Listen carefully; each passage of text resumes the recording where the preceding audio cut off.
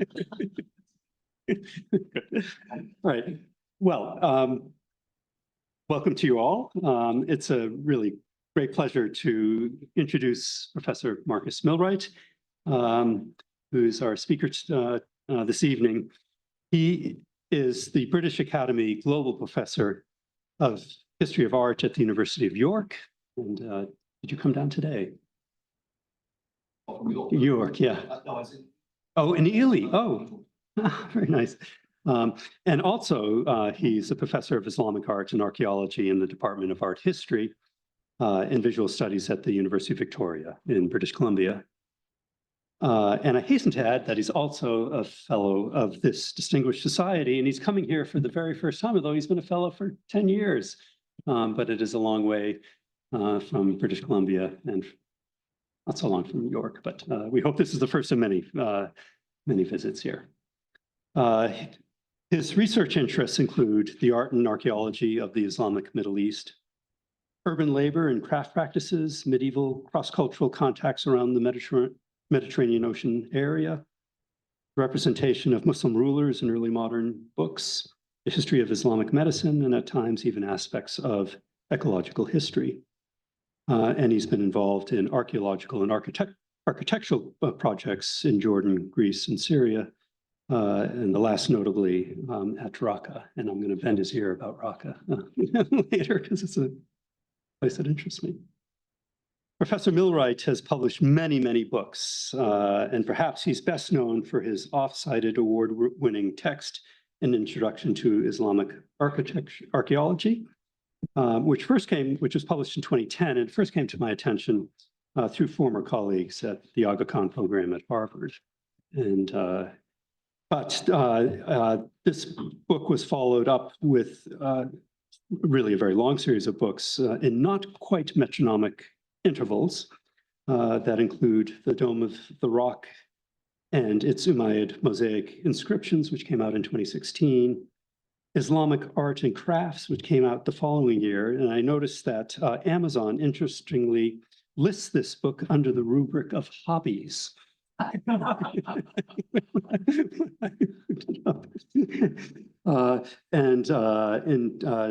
the pandemic, he published The Queen of Sheba's Gift, a history of the true balsam of al-Matariyah. And tonight, Professor Milwright will be giving us a taster of his very unusually premised and unusually constructed recent book that was published last year, A Story of Islamic Art. So let's welcome Professor Milwright.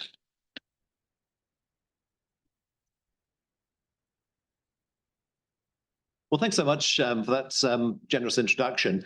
And also I'd like to thank Alison for initially kind of organizing this as well. And I think maybe she's connected online. And also to say thank you to Routledge, who sort of took a punt on this particular book as well, with, as Norbert was saying, a sort of somewhat unusual premise. So what I'm hoping to do today is to give a sense of what this book is, and also sort of why I chose to write it in this particular way, because it was an experiment, and then which grew and then led me to reflect, particularly on the way in which we present Islamic material and visual culture, and of course that brings up the problematic issue of art and how that is defined in the context of Islamic culture, and thinking about that presentation in relation to teaching and also to curatorial work, all the ways in which it gets out into a general audience. So the book itself, as you can see, it's available through Routledge, but the reason I'm bringing it up, the image on the screen here, is also to think about the variety of objects that appear in it. I decided to focus it around 50 chapters, all of which are short, so they're about 1,500 words each. And then it became a question of thinking about the range of what can be covered. So the first chapter deals with material from 660 in Sana, and the last one deals with, as you can see on the screen, a face mask with an inscription on it from the pandemic. And so I wanted to think about a continuing tradition, something that isn't sort of static at a particular point, but is, even in its modern iterations, often sort of referential towards our sort of past modes of creation. I also wanted to think about things which took us beyond, the traditional realms of, art production, to look at, as you can see, shadow puppets and all manner of other objects that wouldn't necessarily always make it into surveys. So, having said that, of course, it's a work which is an introduction to Islamic art, as the title suggests, and there are, as you all know, a number of existing surveys. This particular book was not written with the premise that these surveys had not done a good job, but rather that there might be another way of approaching the communication about what makes Islamic art important. And so it was really sort of trying to think about this way of engaging with a general reader or a sort of introductory student into the field. And so it led me to, sort of obviously do extensive reading into primary and secondary texts, and then also to try and locate these things in very particular historical moments. And these were chosen both in terms of their location and their date quite carefully, so that they could either look at an object or a building at the time it was being built or newly completed, or at some later stage in its history. That also gave a nice opportunity to sort of embroider actual historical figures into the text as well. So Ibn Khaldun appears, William Morris, Lorenzo Lotto buys a rug in one of the stories, and Al-Jahiz turns up in order to talk about luster pottery, as you can see up on the screen here. So each of those meant it, again, sort of trying to think of where they were at that particular moment, and then sort of put that as part of the text. And of course, it allows them to have voices as well, so that they actually have opinions on the things that they're looking at. So what I'd like to do is to sort of talk about how it relates to existing surveys of Islamic art and architecture, and then to outline the kind of structure and approach of the book. And then what I'm going to do at the end is read one chapter, and in an entirely unscientific manner, I'll ask you to choose between four that I'll put up on the screen. So we can do it as a show of hands or something like that. So in terms of scope, I should say that the project itself started in really as an experiment in the second half of 2019. I'd been writing sort of in an amateur level fiction for a while, and I decided to see if it was possible to kind of write about Islamic art in a fictional sense. And in this respect, I mean, of course, at one level, fiction needs to be entertaining, but I was doing it very specifically as an art historical exercise. It was, again, to use fiction as a sort of vehicle in order to talk about the sorts of issues which scholars actually raise in the discussion of these sorts of objects. As I started writing, I realized that if I wanted to be a survey, it had to try and deal with the totality of the Islamic world. It's within 50 objects, obviously it's not possible to do that entirely, but I decided that every single chapter would be in a different location, and that led to it becoming increasingly broad, so that it encompasses sort of things like Western China, Philippines, other places that maybe don't always find their way into surveys, as well as thinking about the ways in which Islamic art moved outside of the domain of the Dar al-Islam, and interacted with other things. So that led me to have chapters which again kind of took us to different locations, including, as you can see, North America. So getting on to the existing surveys, in order to prepare this talk, I went through, all of these are obviously English language publications. One could find a number of others in French and German, Italian, and so on. But this gives something of an idea of the field in sort of publications which are still more or less available. Some are out of print, others continue to be reprinted. And you can see within this that, that these offer a range of different approaches, some of which, like the Islamic art in detail, actually go down to the level of specific objects and try and tell the story that way. And of course, we could make a comparison there to the famous History of the World in 100 Objects, which again tries to kind of elaborate sort of historical processes from individual things. But all of these books, of course, have to confront this fundamental challenge of the breadth of this visual tradition. Also, that we remain very constrained by the European-derived concepts about how to talk about art, defining what art is, how we actually talk about the component parts of an art object. These are problematic because it means that we exist within this world of differentiating art and craft, or fine art and applied art, things that don't necessarily have a sort of an exact parallel in the production of objects and art as a whole within the Islamic world. So all of these books kind of take different views on this. When I was teaching the survey of Islamic art, the introductory survey, I actually chose Robert Irwin, late lamented figure in literature and in scholarship, because that particular book actually was thematic in character, and it also tried to kind of integrate art very closely into literary culture and music and all manner of other forms of cultural expression. So it was an interesting book to use to support the teaching in the field.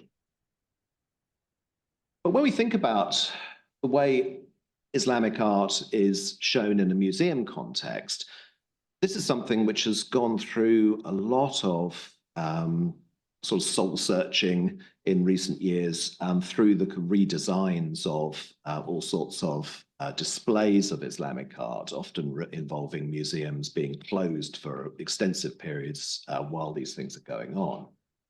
I'm showing here, sort of an example, from Doha, and I've spoken about this before, and this is again not to criticize, the way in which these things are put together, in that they follow very, sort of current art curatorial practice, but to make the point that there's a sort of fetishizing going on here, that these objects, the way in which each one is kind of given this individual lighting and placed in its own case, doesn't reflect the reality of how it was actually used and what it was actually for at the time. Of course, quite obviously, a luster plate, it might be a beautiful thing, but it was a thing to be used. It was a thing that existed within the environment of a house or sort of more elevated dwelling. And so we have this difficulty in that there are clearly within Islamic culture objects which are singular. They're made, for a particular patron. They maybe do have that level of, meaning attached to them. And yet at the same time, we have this larger body of objects which is made in consignments, which is more generic in character. And we need to recognize that, there's a sort of continuum between them.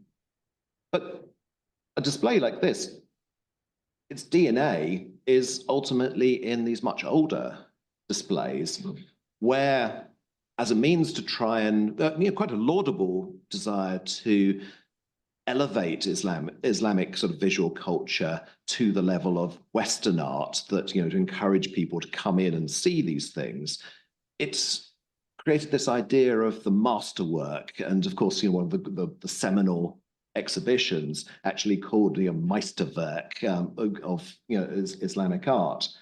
And so it elevated certain types of art. It also suggested they should be seen in a very particular set of ways. And this sets up problems, because it means that particularly you see this when you start teaching Islamic visual culture, is that people are not, your students are often not clear why you're looking at particular types of things. Why am I looking at ceramics? I don't do this when I'm looking at Europe, Renaissance art, or why am I looking at stucco and things like this? And so one of the sort of approaches, of course, to this is what we see in the al-Hariri Foundation Gallery of the Islamic World at the British Museum. And it's interesting that the sort of the opening statement says, from archaeological material to contemporary art, from paintings and vessels made for royal patrons to evocative objects of daily life, this new gallery brings together the stories of interconnected worlds across time and geography. So, there is clearly a sort of desire here to try and bridge some of those divides that have been created elsewhere. Now, we can all argue about, the relative success of some of these ventures, but that's certainly what was driving a display like this, and then some of the ways in which objects of different times are put together, thematic displays, and so on. And of course, another direction that we see is what we might kind of broadly call an ethnographic kind of approach, which actually tries to place objects very much within an environment in which they existed, at least at a very particular time. We're looking here at the Benaki Museum, and this sort of display where ceramics and painted wood and stuff are all put together, reconstructing either sort of in part or as a whole rooms that actually existed. Now, the thing is that, of course, there's an immersive quality to this, which is very effective. And yet at the same time, art historically, you struggle to often see a lot of the objects because they're too far away. And so, you win and you lose at the same time with things like this. But it is definitely an attempt to try and think about what do these things mean at a particular moment to a sort of stratum of society. And then, of course, we have things like the wonderful Arab Hall of the Leighton House, where it's a sort of voyage of the imagination, taking all these different things and then actually creating something sort of entirely new, a sort of hybrid sort of vision of Islamic art. So coming back to how this feeds into the book itself.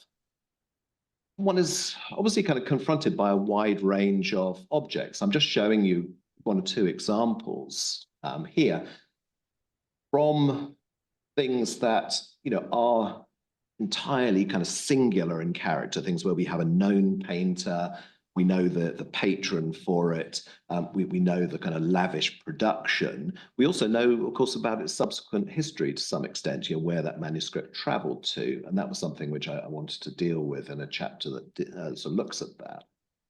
But at the same time, we've got other things, things that are entirely familiar from that story of Islamic art, like ceramics, from Abbasid Basra or southern Iraq at least, and then functional objects like the pyxis, something which actually does have a utility and yet at the same time is an entirely kind of luxurious and, again, singular object.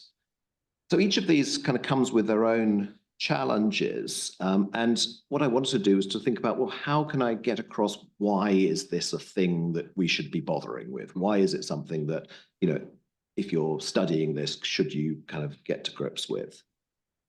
And one of the things that, over years of teaching, I think has created so much of a challenge for students is the Samarran stucco. And there's this story about, the transformation of these kind of three major styles of stucco that's seen in Samarra. We now know that transformation occurs somewhat earlier. There are other sites, so we have to adapt that. But at the same time, clearly there is something going on here, this change that occurs.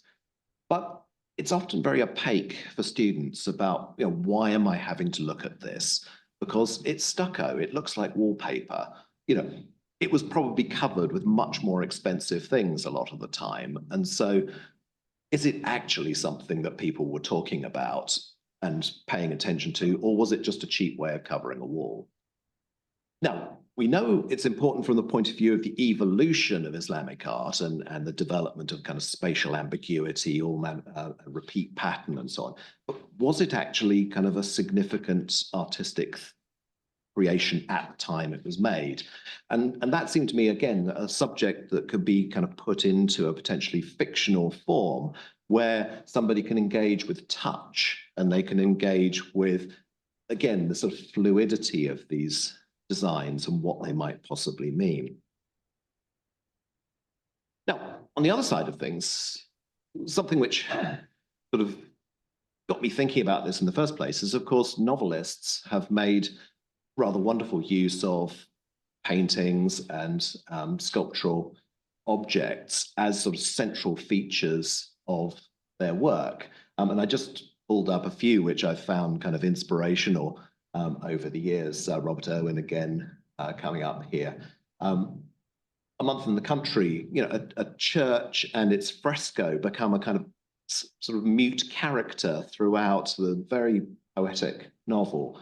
I don't know if people have read the Flanders panel, but that's a restorer finds that the chess game, that there's somebody actually playing the chess game that appears in the painting, which it's a lot of fun.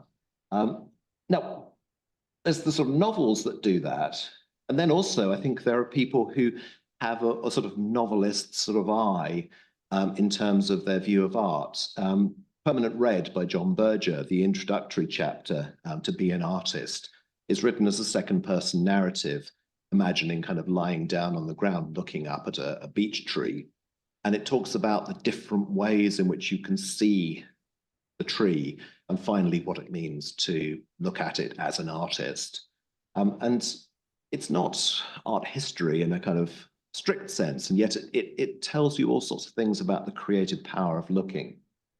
And then, you know, other novels which again sort of immerse you in particular cultures. I was very struck by a note that Robert Harris writes in Imperium, and it's I think a great sort of maxim for historical novelists. And he says the majority of the events the book describes did actually happen.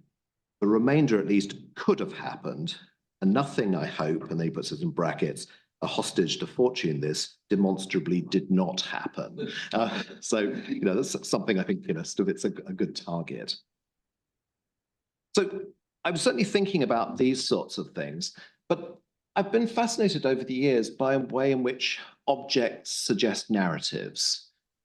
And we don't always know what those narratives are, but we know they must have existed.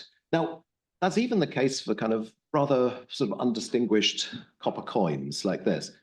As you can see, that the example I'm interested in is in the far corner, and it's a very ancient coin because it was minted in 3rd century BC.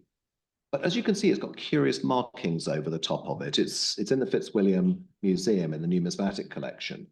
And it's been identified that, in fact, the overstrike on it is a 14th century Mamluk coin. So in other words, an ancient coin has at some point in its life been taken into the mint and then struck again. And the reason why we know that is because they probably didn't heat the copper up enough, and so it wasn't flexible, and it's retained the image on top.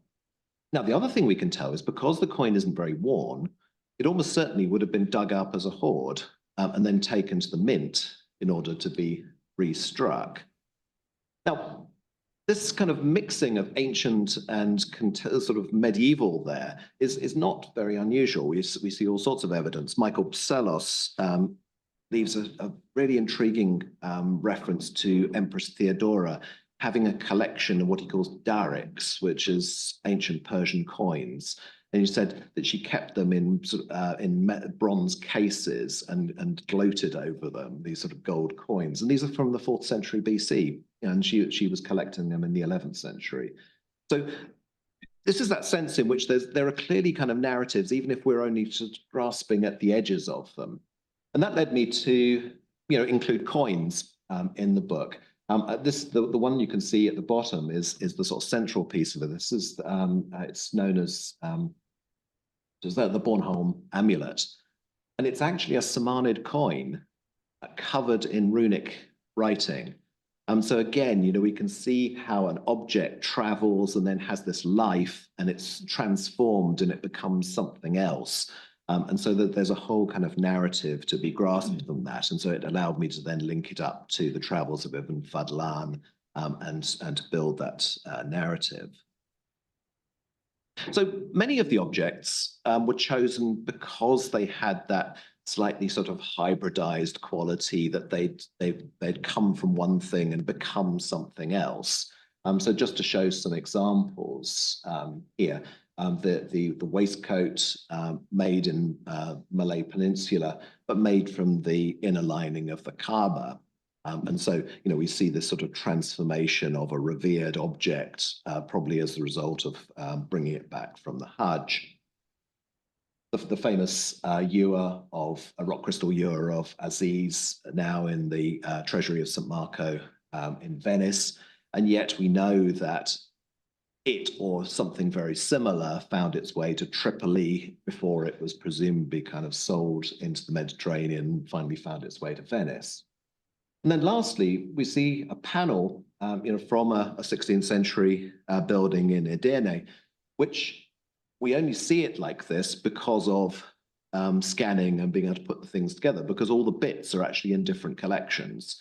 And so this allows us to think about, how did that happen? And so the particular chapter that involves this is written as a letter from a dealer to Antonis Benakis, who owns this bit down here, and talking about what happened to the rest of it and how the dealer tried to kind of get the remaining pieces. So these are the sort of principles that were underlying the work. Now, then I had to think about a structure because I wanted it to span across this huge time period. And so I fixed upon the idea of using the Maqamat, which is a work that doesn't need any introduction really, but it's this book written by al-Hariri in the early 12th century, 50 chapters about recurrent characters. Al-Harith, who is the narrator, a merchant, which allows him to, of course, travel and be in different places for each chapter. And then Abu Zaid Saruji, the sort of trickster character, who is often sort of emerges as the story goes on. And so this gave a kind of primary structure.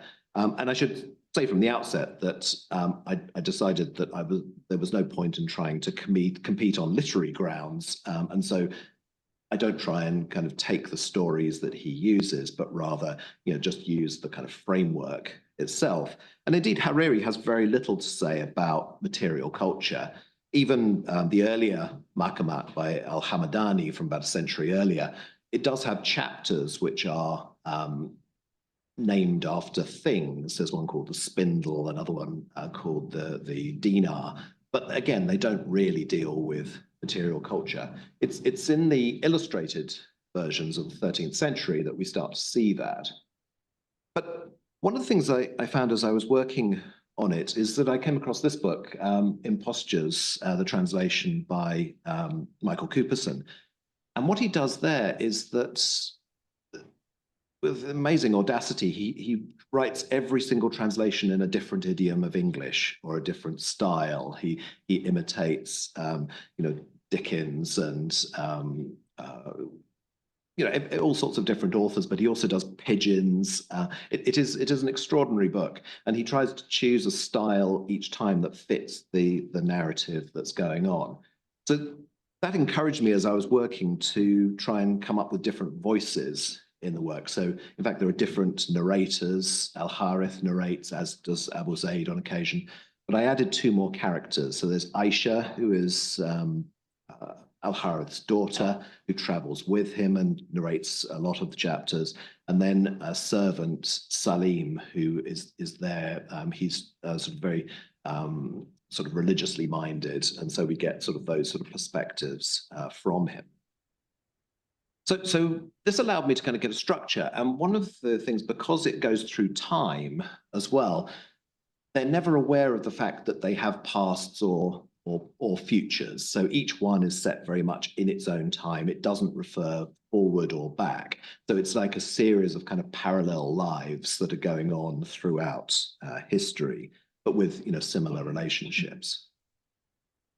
Now, I've never written a book where throughout writing it, finishing it, publishing it, I have wondered if this was a terrible idea. And I still don't know, because I really genuinely thought, well, I mean, is it my right to do this? We all think about, the sort of burdens of Orientalist sort of tropes. In archaeology, there's the link up to colonialism, all sorts of very difficult issues. And it did lead me to abandon various chapters where I thought, well, I really don't have a right to, say, sort of project this in my own voice or to give it to somebody else. But it did lead me to think about how to deal with some of those issues through the stories. So Lala Asadi, whose photograph, one of her photographs you see here from the Femme de Maroc series, very graciously allowed me to use two images in the penultimate chapter of the book. And as you can see, she deals very directly with Orientalist painting. So she takes often particular compositions and then reframes them in very interesting ways. I dealt also with the beginnings of Islamic archaeology and the colonial heritage of that in North Africa. And similarly, when we look at these images of crafts, we can see the problematic nature of representation. The stereoscopic photograph, which is a fascinating image, and yet it talks about crude makers of beautiful goods, and so there are all sorts of layers of these photographs that we have to acknowledge before we start to use them as particular pieces of evidence. So with all that being said, I have printed out, and Matty very kindly printed out one more for me, some chapters which you can now choose from. So I'll just quickly go through what there is. I hope I'm doing okay for time. Yeah. So this is Haran 1104. Dealing with the Shroud of Saint-Josse, as you can see, screen. The Bobrinsky bucket had to find its way into this survey. So that takes place in Herat in 1183.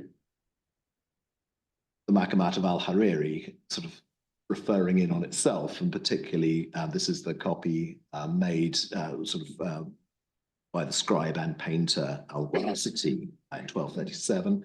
So this deals with 1236, just before the piece is actually finished. And then finally, Granada, where the central characters meet Ibn Khaldun and find out about the Alhambra. So, I don't know, maybe if I go back to the beginning. So shout out if you want to kind of give me a vote for any of these. We got some votes for al-Wasiti, for the Bobrinsky bucket. And cool. Oh, I don't know. It's what? So what?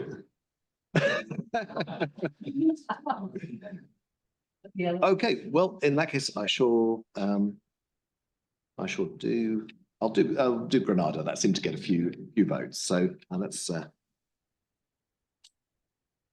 We'd only just entered at the narrow doorway of the house when I heard a cry of irritation. Something small clattered across the stone flags, skidding to the end of the corridor. I rushed to pick it up. A reed pen, ink still damp on the nib. Scanning the courtyard, I saw a middle-aged man sitting on cushions in a shady area, sheaf of papers on his lap. His eyes were directed downward, staring fiercely at an unfinished page. I could make out a tiny puddle of black halfway down. I approached him cautiously. "Excuse me, Saeed, He looked up sharply. "I've important matters to attend to. Why are you disturbing me?" I held out the pen. "Sorry, I didn't mean to offend you. You dropped this." The man's expression softened, a trace of a smile forming on his greying moustaches. It's I who should apologize. You offer me simple kindness, and I repay it with gratitude. He rose laboriously, reaching out to retrieve his pen. The man hardly had any flesh on his bones. I imagined him crossing arid lands, mountain ranges, enduring the harshest conditions. But the intricate embroidery on the edging of his woolen cloak marked him out as an official, somebody used to the best things that life had to offer. Was he wasting away with some disease? Seeing my father and Salim were approaching, the man introduced himself. My name is Ibn Khaldun, a native of Tunis, though Allah has chosen a nomadic life for me. Indeed, I have been called many places home, and now I have to seek another refuge. Will you not stay here for a while longer? My father asked. Surely our host can accommodate another visitor in the house. He has an apartment on the upper floor that would suit somebody of your status. Let me talk to him. It's because we're acquainted that I'm here, Ibn Khaldun answered. We became close the last time I was in Granada. I knew he would give me shelter while the arrangements were made for my passage back to Fez. Why leave at all? Salim asked. After all, this is a fine city, if a little quiet. He shook his head ruefully. I judge that your lives have remained untouched by political intrigue. Indeed, I envy you. I once tried to withdraw from this world to the monastic calm of scholarship, but ever the machinations of royal courts dragged me back. My departing now is at the command of the Emir Muhammad and his vizier. I'll only be safe when I set sail from Malaga. When were you last in Granada? I asked. In happier times, he responded. I served the same Emir 10 years ago, but then his vizier was the wise Ibn al-Khatib, my mentor. Now he's been supplanted by another by the name of Ibn Zamrak, an able administrator and a fine poet, but untrustworthy. It's because of his scheming I've lost favor. It's a choice between leaving here at dawn and contemplating again the inside of a prison cell. It would have been indelicate to ask how so grand a figure came to be imprisoned. There was something else I wanted to find out. If it's not an imposition, could you tell us a little about what the palace looked like? From the streets of Granada, it's only possible to see the forbidding walls and gates. I suppose it must look very different inside. I thought he was going to brush away my question, but after a moment's silence, he leaned down and spoke softly. There's something about you that reminds me of my eldest daughter. She'd be about your age. In payment for your courtesy earlier, I'll tell you what I can. He turned over the spoiled page of writing. This one's no good to me now. Let's see if I can sketch the place from memory. He drew a series of interconnected boxes, marking lines to show how you moved from one to the next. When he was satisfied with the composition, he began to talk, recounting what he could remember about each space. I was surprised to learn that the building work was still continuing, Emir Muhammad commanding yet more courtyards and reception chambers. With his words, Ibn Khaldun led me through the gardens, courtyards, halls, and chambers, finished at the Court of the Myrtles, where a mirror-like pool reflected the perfection of the arcaded facade. Then we entered into the Hall of the Ambassadors, its magnificent wooden roof studded with stars. Finally, he pointed to the last rectangle on his sketch. Here's where Muhammad is engaged. There's an old fountain that he plans to make the centerpiece of his space. 12 carved lions support the central bowl on their backs. Water gushes from their mouth, each beast into 4 shallow channels of water cut into the marble floor. One for each side of the courtyard, I offered, before pausing to consider it further. Can it be that it stands for the rivers that flow through paradise? I've heard that Persian gardens do the same. They even place the same design on carpets. He nodded. And have you noticed how marble and water are so often combined? Perhaps it's because the lines that run through the stone are like petrified streams. I was told that the unscrupulous Ibn Zamrak had his own verses inscribed on the fountain, claiming that water and marble seem as one, without letting us know which one of them is flowing. Expect he hopes to ingratiate himself with his master by likening him to a snarling lion and a cloud that brings sustenance to a parched land. If only rulers weren't so vain. What did the rest of the courtyard look like? The place is still a construction site, he responded. One side is nearing completion.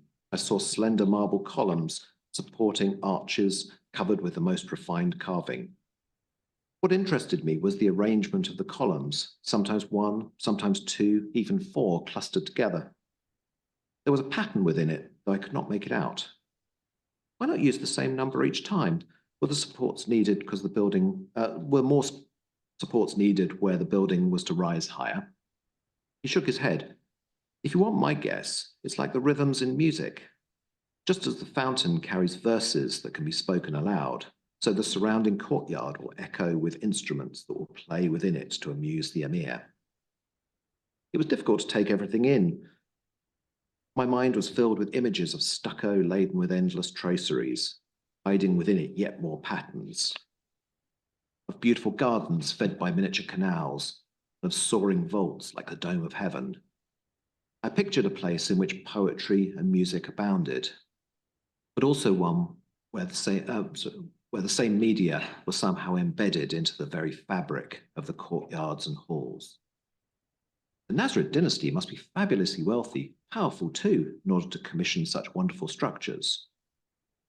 Wealthy, though perhaps the dynasties that came before, the Almohads, the Almoravids, the Umayyads, laid claim to greater territories, he replied. But does this opulence, this insatiable desire to build and decorate, truly reflect polity at the zenith? Or can the seeds of decline already be seen? This confused me. If they can afford the best things there are, is that not a sign of a regime at the height of its power? Well, that question's been much on my mind. If Allah wills it, I'll soon have the time to draft a tract on this issue. Key to it all, I believe, is asabiya. Seeing my uncomprehending look, he explained, all societies must have this quality. Call it solidarity in order to survive. Think of the Arabs who rose under the banner of Islam to take over half the world, or the Berbers who control the Maghreb. Both groups were uncorrupted by urban life. Why is that such a good thing, I asked? Aren't towns and cities where we see the greatest sophistication in learning, commerce, and the arts? All societies can aspire to these things, but they're often at the expense of asabiya.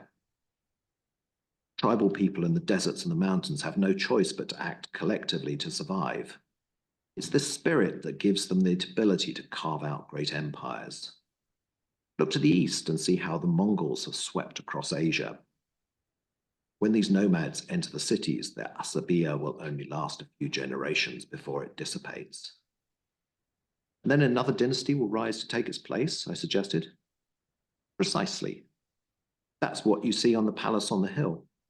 They've all become consumed by luxury and petty squabbles. If asabiya exists else anywhere in Andalus, it's with the accursed Christians of Aragon and Castile.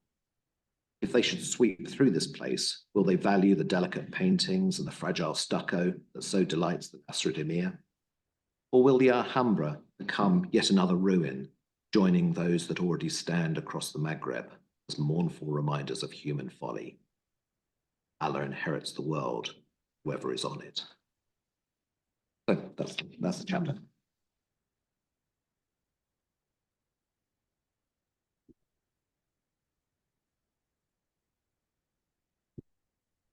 Sorry. Thank you for a beautiful talk and such a lovely reading at the end. Really, it was really magical. I was struck by your discussion of why you wanted to use a particular type of novelistic form as a way of opening up an interest in Islamic art to a potentially wider audience of non-academics, and I think you're doing beautifully. But I was also wondering whether when you were choosing a particular voice, and I have to admit I have not read the whole book, and so I don't know how all the chapters work together. But there definitely seemed to be a particular voice when you're discussing Granada, and I was wondering what you took as your inspiration for deciding on that voice. I'm thinking about issues of, in the back of my mind, of translation. And so I'm engaged in a translation project that deals with a poem that was written in the beginning of the 19th century in Rajasthan, and I'm translating it from a language known as Bengal into English. And I'm thinking about different sorts of strategies about voice and what my sources of inspiration are.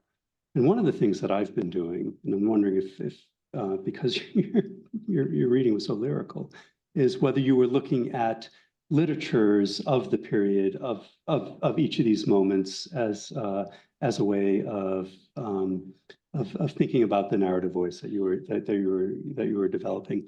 And I was thinking not only just about literatures, but also, of course, many objects in Islamic art are referenced in Islamic art. And so I noticed with great pleasure the court of Gayomars that Shah Tahmasp had painted. And of course, if you look at that Shahnameh, there's artwork is depicted throughout the manuscript. And I was wondering what were the sorts of things that you were looking at in order to develop a particular narrative voice, and whether you're looking within the tradition. I mean, obviously, the novel itself is what some would argue is a Western form, although we can see elements of it in many other cultural expressions. But I was wondering if you could elaborate a little bit on that process. Thank you. Yeah, I must admit, I mean, this project did lead me to acknowledge kind of fully my limitations in that to completely immerse yourself in the idiom of a particular period requires skills that I really don't. And I did make a very deliberate decision to write them essentially in a modern English, because I'm trying to kind of communicate. And of course, that also leads to, in the case of this chapter, to use chronistic names for these courtyards, because though we have no idea that that's what they were called at the time, certainly weren't. So there is an anachronism there, undoubtedly. But at the same time, I wanted to think about, I did think very carefully about the sorts of things that might reasonably have been talked about at the time. So 660, it's about the very early Quran pages, which is a palimpsest, that it has the earliest script. And so I actually have the scribes scraping the text off, and then so it becomes a discussion about why would that first text be scraped in order to be replaced by another. And so those things allowed me to kind of locate these things as well as I could. I tried to think also about, what sort of recurrent expressions people use, the way in which, people kind of, and also things like poetry as well. So the chapter that deals with the one Korea speaker, which has Shahnameh on it, that allowed me to kind of put in that, but other people's poetry, of the 13th century or earlier. But I took a decision there to use the 19th century translations, because it fitted nicely with the ways in which I wanted the characters to interact in the story. Also, copyright free as well, which is a good advantage. But it was, it was done in a deliberate way. But it's not quite answering the question. But I mean, one of the things I wanted to also get at was that, of course, we're saturated by images now. We can go into the river, we can see the court of Gaia. We can do all of these things virtually. Whereas one of the things that we could do in stories like this is to quite a number of the stories about people describing things to other people because they didn't see them.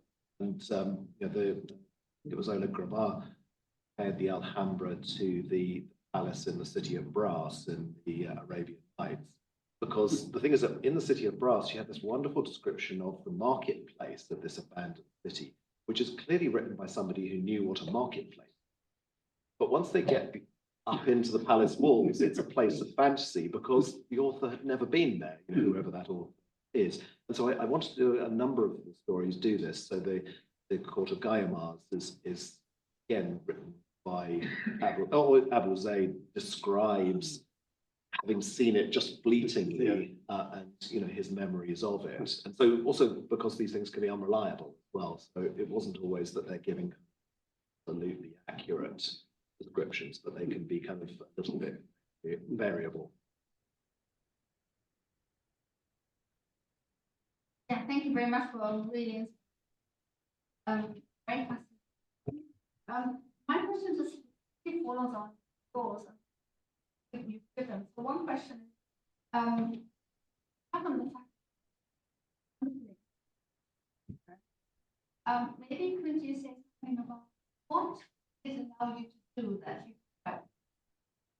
artists couldn't allow you to do, maybe very long times, and then also because one of the critiques against art history, kind of soul searching, Yeah. is to question the need of narrative. His messiah and his so much, you know, it's basically false account of certain artists, a lot of things. So did you add moments of self-activities? So my question is, you're writing these things. Yes, stories which are not connected get their narrative. You sometimes slip back into your authorial position to sort of say, I'm still writing a narrative. Perhaps like this to yet again that. Well, there is a sort of a narrative like that, in that one of the things I deliberately did with the stories is that they have no footnotes. And also I made it, I was very inspired by, no footnotes is great. But the thing is that I was also very inspired by novelists who, you know, a short story kind of sort of strategy is to immerse you in the narrative straight away, and then to reveal details about it as you go along. And you don't say, here we are in this, and it's this time, and so on. So almost all of them start as kind of conversations or moments, and then you find out stuff as you're going along.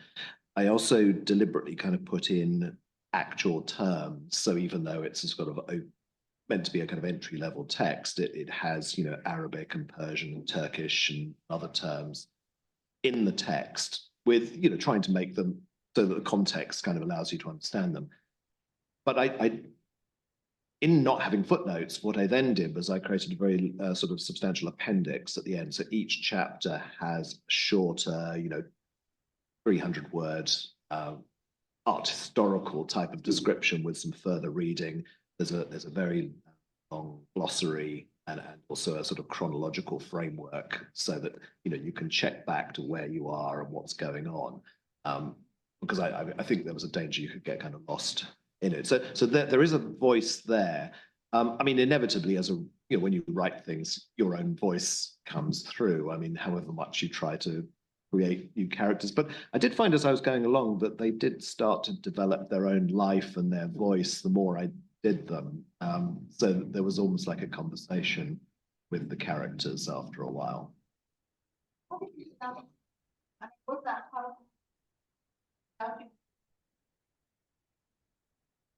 Well, I hope so. I mean, the thing is, of course, academic work is quite rightly constrained by saying things that you can actually demonstrate with evidence.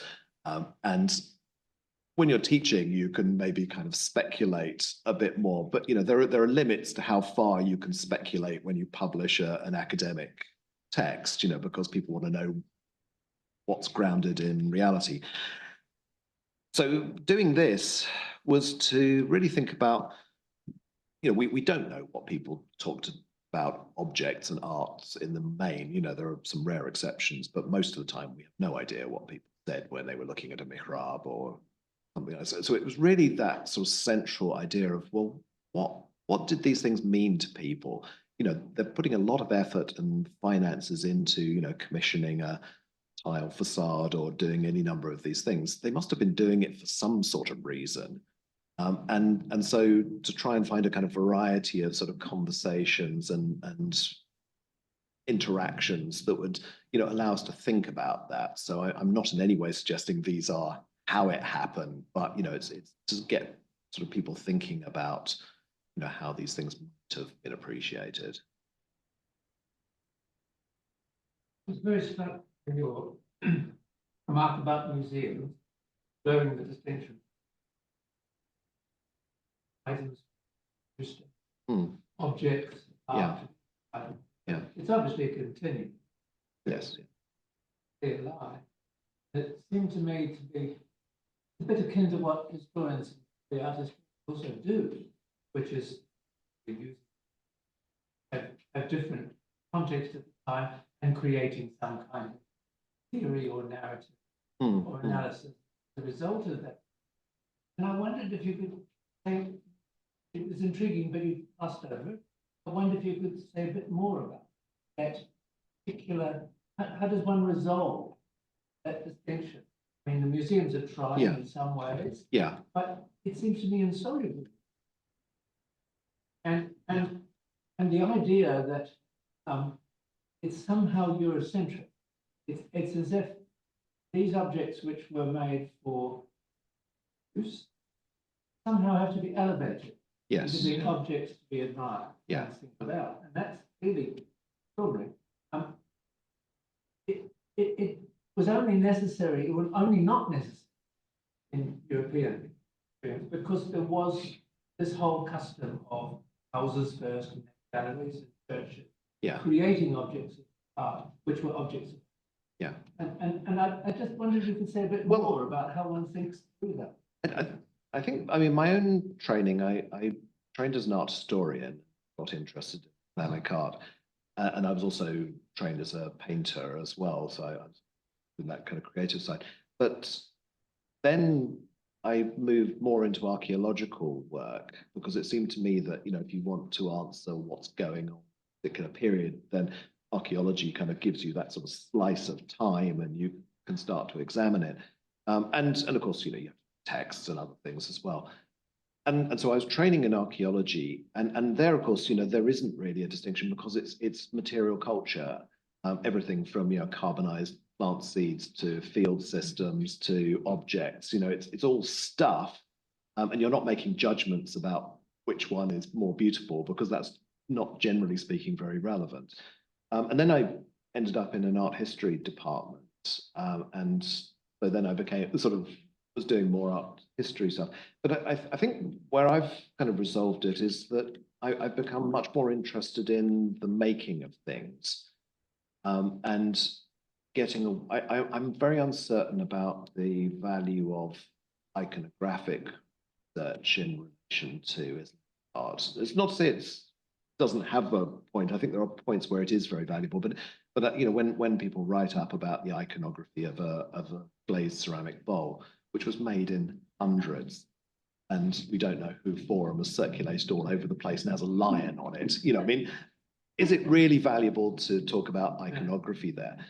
So the thing is that what I've become and what I'm doing now is thinking about the processes making, the contingencies of that, the relationships between makers and patrons, the ways in which certain sort of meanings go through that process and materials things are made out of. So that's not maybe a complete answer, but I think that it breaks down that sort of need to think about what is this art and is this something else.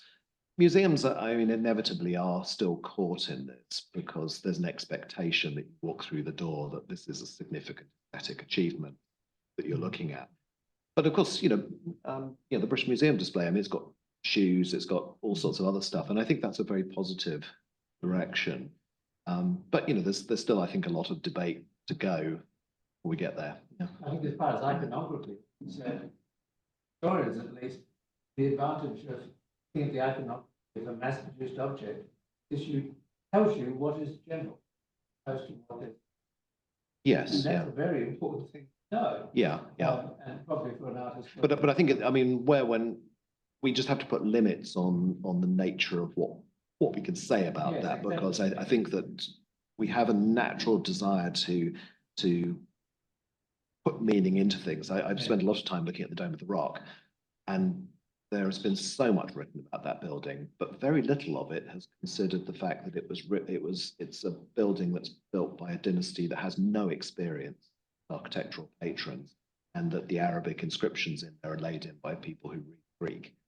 And as a result, part of the inscription was laid in backwards. You know, and the thing is that once you realize that all of this sort of, it means this, this, and this, you've got to really examine that very carefully, because in fact, it's a building that's built over several years.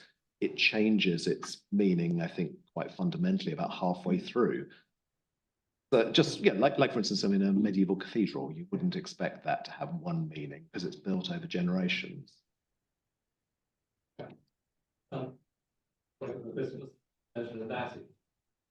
Someone saying the original function being of a work of art, they paradoxically give least it. Particularly when we're not stated, there's a let's say thing in artist called the citation called no spitting, no touching, reflecting exactly the kind of thoughts that they do not want to evoke in an audience and don't want. Not always successfully, I have to say. So that I've seen boards of Southeast Asian pilgrims for that reason. So in fact, part of the museum curator's job is to reposition something as an example of a particular kind of craftsmanship or a particular style, not to forget its original. But my question was not that, it was that given your wonderfully ambitious, why you're out there? Well, yes, it came about as a chance exchange, actually, because I was invited and I'm now doing a part of their 50 objects for for medieval history series, and so I'm doing the Islamic one for that. And I said, oh, I've got another project, and it perhaps reflected the fact that I wasn't entirely confident that it was a project that anybody was going to want, and they very kindly kind of did support it. But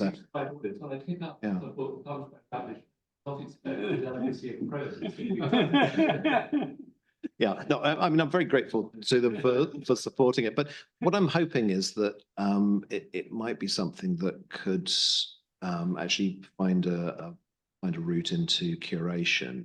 I'm going to start conversations about whether, you know, maybe one could create an exhibition around some of these ideas, but we shall see. Which was related to his answer. I wondered if you about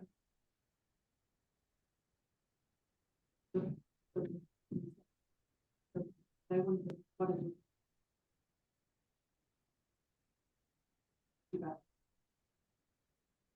Then I was also thinking, trying to answer this clearly in front of you about what you're able to achieve, because were you also thinking of being in a building, holding that part of what you're trying to. Yeah, very much. Yes. Yeah. Yeah. To try and actually imagine. What those are two related things. The big craftsmen, you have a voice. They do appear, yes. So there are kind of bits where craftspeople will talk about what they're doing. So that was always sort of an important part. But the sort of haptic quality of objects, something I really wanted to get across. So, for instance, with the one set in Samara, it deals with the stucco. Aisha is kind of standing with her hands on the stucco, sort of without seeing it, and allowing her fingers to kind of move around the shapes before, you know, somebody comes and says, "Why are you grubbing up the stucco. You know. But, Style evenings. yeah. But well, exactly, because the thing is that with A, your fingers would go right into the grooves. You know, you could kind of trace the shapes, whereas with C, you know, you've got this sort of strange fluid world, and so I tried to imagine, you know, what would it be like? Also, you're not seeing it but feeling it, and then it sort of moves on. Also, that allowed me then to think about, you know, the sort of ambiguity of Samara itself, you know, that it's this strange city that isn't a city, you know, sort of that doesn't have the kind of right sort of qualities of an urban settlement. And so stucco becomes a kind of a microcosm of that. That's not perhaps answering your question, but I think, you know, there's been some very, I mean, Nina Ergin has done wonderful work looking at the role of scent in Ottoman architecture, and then also she talks about sound. Yes, because she talks about the Topkapi and how, you know, the harem could actually hear things because of the way sound kind of reverberates down corridors and things, which I think is really interesting. So. Very interesting, the chapters that you didn't have. You just. Well, some I'd sort of,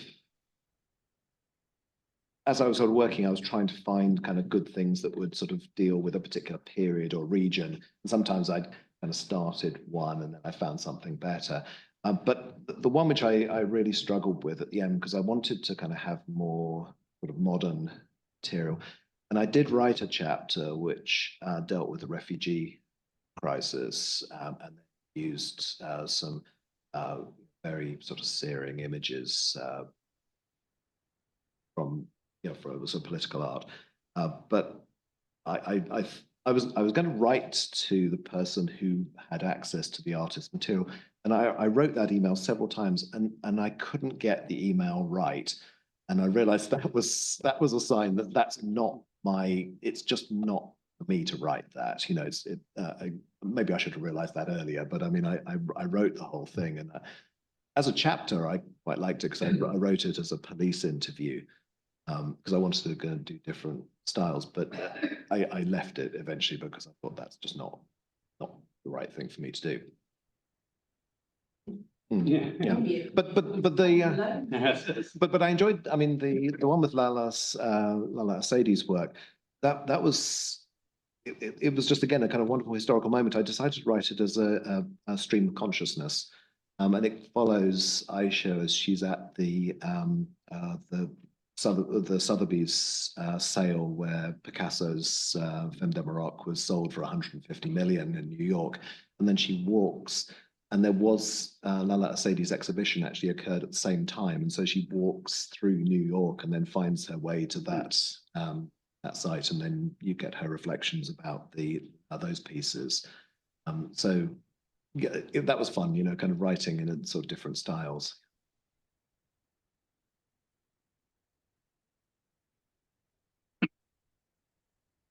Thank you for lovely. We did have one question from the Zoom audience, if that's okay. Oh, yeah, sorry. We had one from Ebba Koch, and she asks, we have inscriptions in the Alhambra where the buildings/objects speak about themselves. How do you integrate these into your narrative? I would have loved to have done. I decided to, as I deal with it as a site where somebody is kind of reflecting on it from memory, but it would have been lovely to do that as well. With all of these chapters, because I made a decision early on that they had to be about 1,500 words, it means you really have to choose one facet often to emphasize. And so I would sort of think about what would go into that. But it is, as you rightly say, I mean, it is a literary space. And I think that, you know, when we think about, certainly in earlier periods, the practices of reading out loud, that, you know, can imagine the recitation of inscriptions within spaces and the way in which they would have transformed one's experience of them. So I realize I'm not entirely answering your question, but I sadly I couldn't kind of get those inscriptions in as well. Well, thank you, and we look forward to your next visit to I hope it doesn't take so long. Yes, indeed.